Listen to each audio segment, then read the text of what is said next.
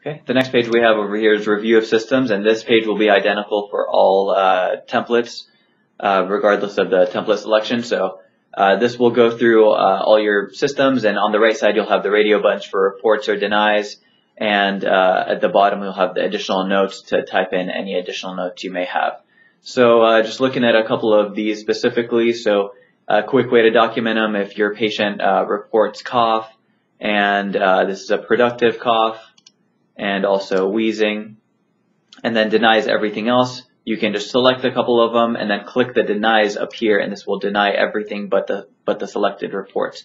This also works on the other side. If you report everything or you want to deny everything, it works on both sides, and it will keep your selection in there and then deny everything else. So it's just a nice way to quickly document all of those if you do want to document all the fields down here. All the systems are set up that way, and then the additional notes is just an empty text box for just additional notes for ROS in general.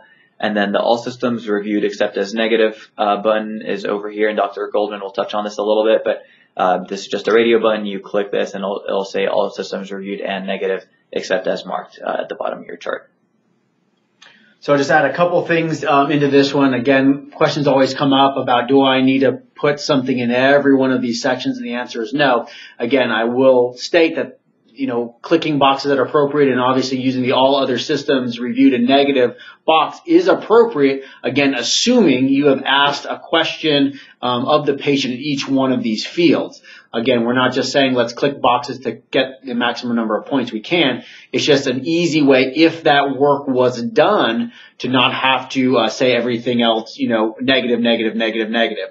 So again, assuming you asked all the questions, the recommendations are that you address specifically in the area of concern. So this was a chest pain patient. So in this kind of patient, I'd expect to see some specific documentation in respiratory, cardiovascular, and probably GI at the least, specific in these areas, and then maybe the caveat statement circled here, clicked accept as marked. But you don't just want to say accept as marked. You want to have some actual documentation in at least 3 of the 4 areas that are probably related to the chief complaint.